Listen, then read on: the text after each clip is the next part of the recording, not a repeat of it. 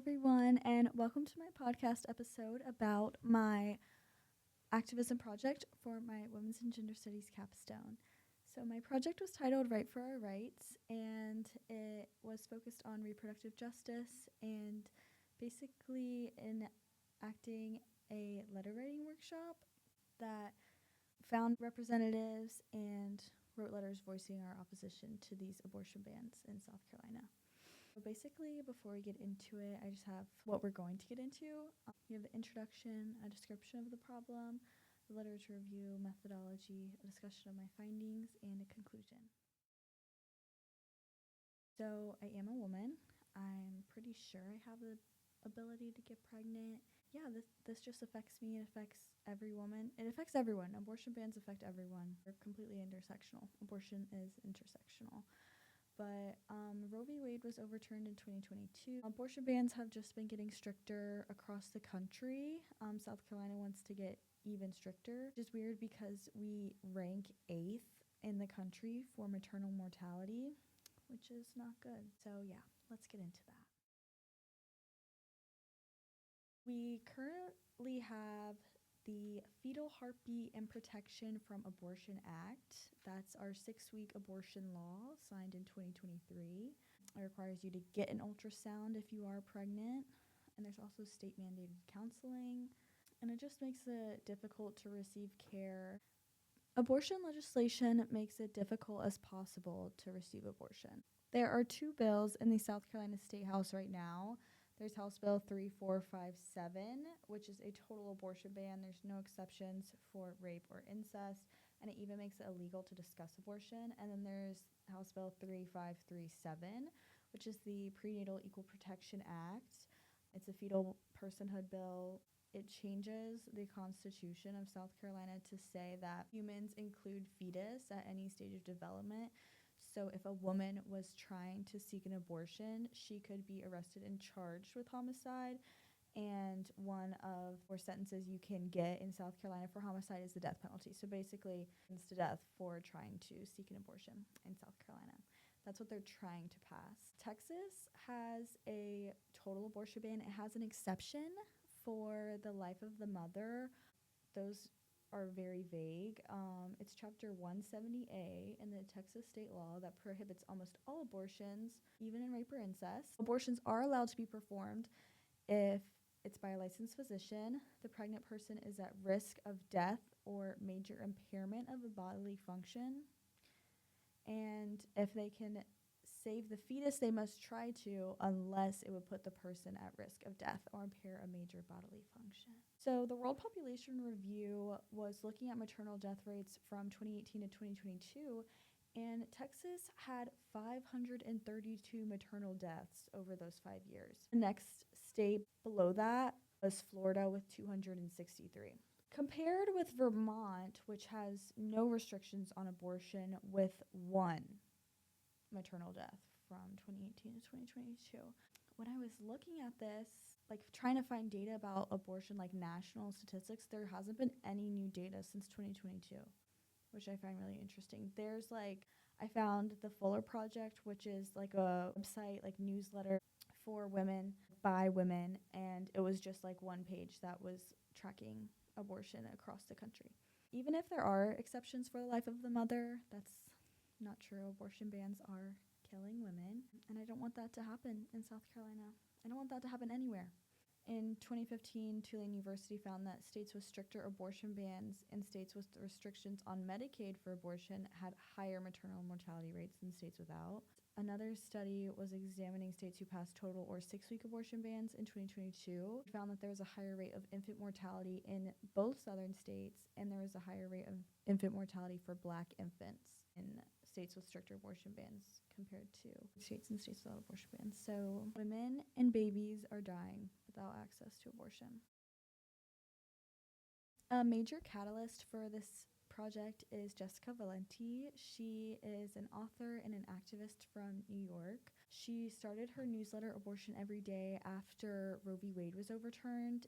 It's on Substack. It's really just keeping up with everything that's happening across the country because it's so much. She does an amazing job. It can be a lot. But I listened to her the audio version of her recent book, Abortion, Our Bodies, Their Lies, and the Truths We Use to Win. If you have Spotify Premium, you can get it included. You get 15 hours every month of listening. So it was really informative and sad. It was really hard to listen to, but it really put a fire under me to do this project. And abortion is so important. It reflects our bodily autonomy. And this book really does a good job of using an intersectional lens about how abortion not only does it hurt women, it hurts Black women. Black women have 2 times the maternal mortality rate of white women, which is crazy. I was looking at the Texas Department of Public Health or their maternal mortality rates, and for Black women in 2019 and 2020, it was over 20% of Black women would die from an embolism, which is a blood clot. Pretty preventable. I think Serena Williams. Jessica Valenti, she's also on TikTok. Her Substack, Abortion Every Day, audiobook, Abortion, Our Bodies, was so good and really just provided me with so much information. Just researching abortion, researching political participation.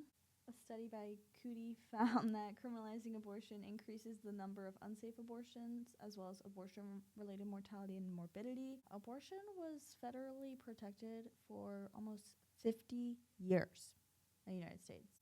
But some stats found that criminalizing abortion increases the number of unsafe abortions, obviously, and also abortion-related mortality and morbidity. Also, when you ban abortion, you can no longer research abortion. You can't look at statistics on people because they don't exist. Political participation is required for democracy, but I feel like since we're so capitalist individualist, we're not as united as we should be. I digress. So that was the point of this project, using political participation as a tool for community, but also hopefully to spark change. Yeah, a study in 2013 by Brundage found that letter writing is slightly more effective than signing petitions, but they're both powerful acts of participation. And I hope that my participants who helped me in this workshop feel like they did something, because they did, and they were awesome. I chose letter writing because I feel like it's more poignant. Hopefully someone read it. We're supposed to be living in a democracy, and it's constructed so that we have representatives that are supposed to listen to us. If we have a voice, we can use our voice. That's what I wanted to do. So I found the House Bill 3457, Human Life Protection Act, House Bill 3537, Prenatal Equal Protection Act, and then in the Senate 323, the Unborn Child Protection Act. This one kind of goes hand in hand with the 3457 Human Life Protection Act. They'll have similar bills in the Senate and the House, so they pass into law faster. And then I also included some bills about anti-trans, anti-DEI, just to make this more inclusive. I'm focused on abortion rights, but they're all equally important. That's all I could put on my plate right now. I found my representatives. I used the South Carolina State Gov website. My House representative is Carla Schusler, and my state senator is Luke A. Rankin. I hadn't written a letter in years. I had to meet with the librarian Lauren for a class. It was honestly great because Lauren gave me the awesome idea of starting a Linktree, so I did that. Right before this, I actually added a link, fuller report, which lets you track abortion bans, because I feel like that's the most important part. The next link I added was USA.gov to find elected officials. And then I added a link to the Women's Rights and Empowerment Network and their Act Now page, which takes you directly to a page where you can call or email your representatives about specific bills. And then the next link I did was to the South Carolina State House. The next one was to the Congress.gov website, so out-of-state students can find their state government website. Then the last 3 links, I included one for anti-LGBTQIA+ bills on AFA, because I wanted this to be inclusive. Then I also included democracy.io and GovTrack, which are more for the federal government, and I wasn't focused on that. There's so much information. Finding the bills, it was kind of hard, but I had access to other resources that were telling me about these harmful bills. Your state government website, it kind of gives off that they don't want you to know about these resources. I created a flyer, got approved from Coastal, a little seal, so I could hang them up. And then Dr. Ina printed them, and I just walked around and hung up 10 flyers across campus one evening. The first workshop was held Monday night on March 3rd during a Planned Parenthood Generation Action meeting. I'm the secretary. There were 9 attendees.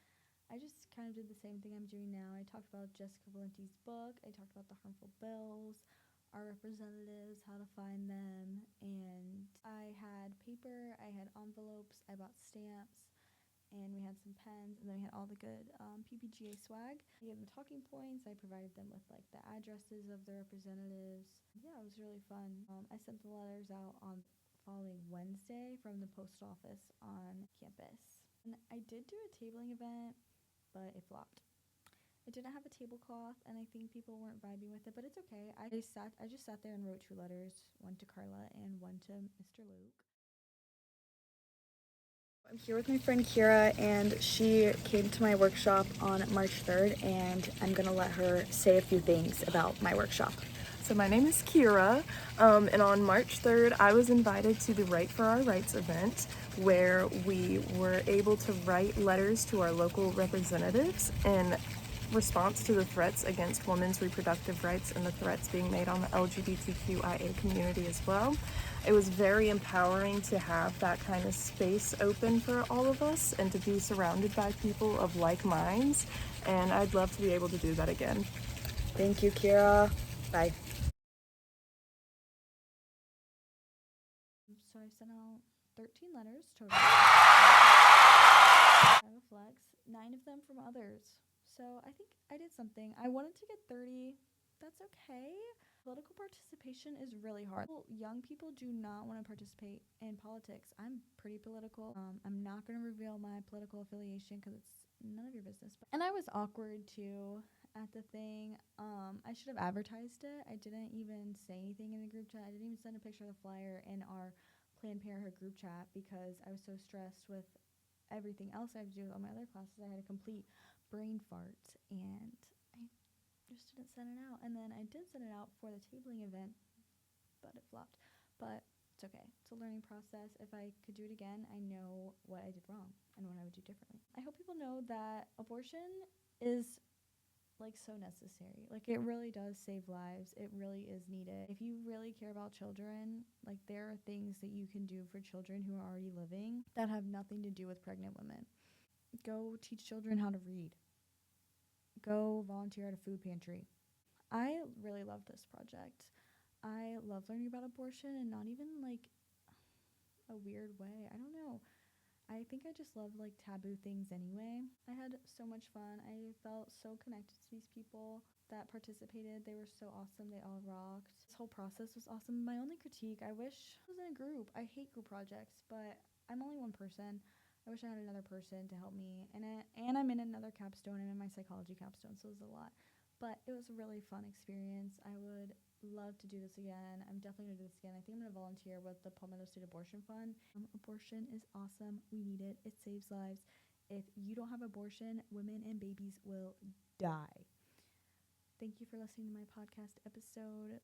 Please keep fighting for reproductive justice. Donate to the Palmetto State Abortion Fund. And spread love. Be obnoxious to your representatives. That's what they're there for. That's their job.